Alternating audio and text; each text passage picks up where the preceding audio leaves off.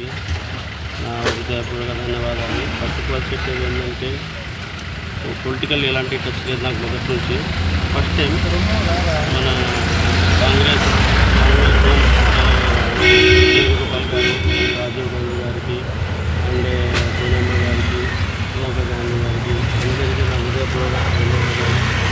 Same time ముఖ్యంగా మన షర్మిలమ్మ గారికి, వైఎస్ రాజశేఖర రెడ్డి గారి ముద్దుబిడ్డ షర్మిలమ్మ గారికి హృదయపూర్వక ధన్యవాదాలు. నేను చూస్తున్నాను ఒక 1 వీక్ అక్కడ నేను పులివెందుల అండ్ మన కడప వెళ్ళాను లాస్ట్ టైము.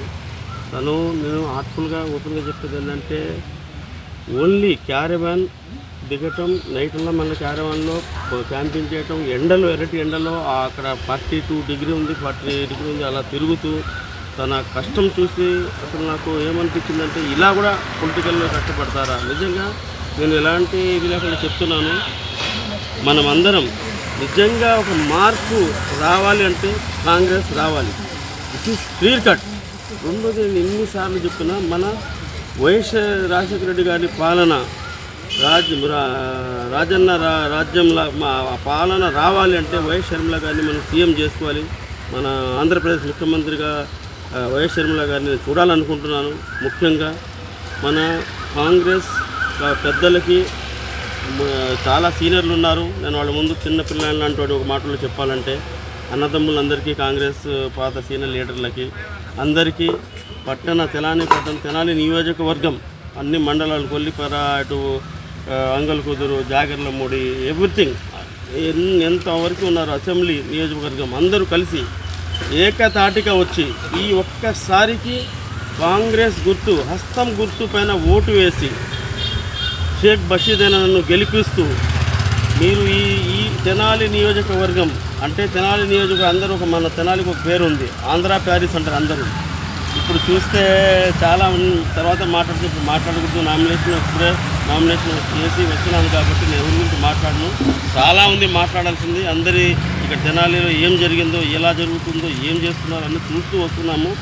సో నేను బిజినెస్గా, సినిమా ఫీల్డ్లో ప్రొడ్యూసర్గా ఉంటూ ఇలా చేసుకుంటూ పొలిటికల్ టచ్ చాలా తక్కువగా ఉంది, ఎక్కువ నేను దాన్ని చేసాను. కానీ ఇప్పుడు మాత్రం కాంగ్రెస్ తరఫున నేను మా తెనాలి టౌన్ కాంగ్రెస్ తెనాలి నియోజకవర్గం కాంగ్రెస్ పెద్దలందరికీ, అన్నదమ్ములకి, తమ్ముళ్ళకి, అక్క చెల్లెళ్ళకి అందరికీ నేను కలుపుకుంటూ మేమందరం కలిసి కట్టుగా డెఫినెట్లీ నన్ను ఆస్వాదించాలని మీకు శిరస్సు వంచి దండం పెట్టుకుంటున్నాను.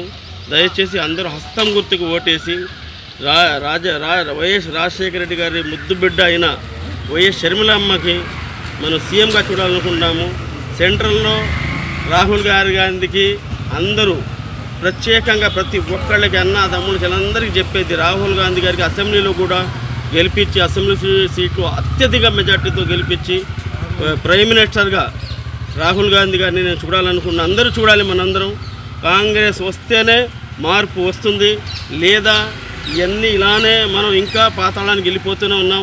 ఆల్రెడీ మనం 30 years వెనక్కి వెళ్ళిపోయాం బీజేపీ రావటం వల్ల. కానీ కొన్ని నేను మాట్లాడను, తర్వాత మాట్లాడతాను, ఎవరి గురించి కూడా మాట్లాడను.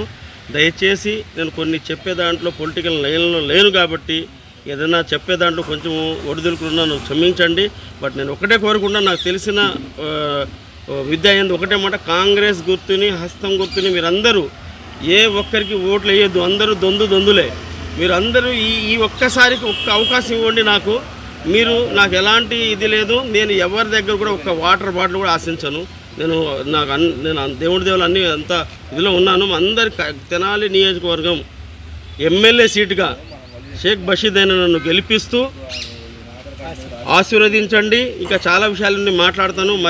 మరొకసారి అగైన్ నేను రిపీట్ చేస్తున్నాను, షర్మిలమ్మ గారికి నేను శిరస్సు ఉంచి ధన్యవాదాలు తెలుపుకుంటున్నాను. ఎందుకంటే తను కష్టపడే ఇది చూస్తే నేను చాలా బాధేస్తుంది.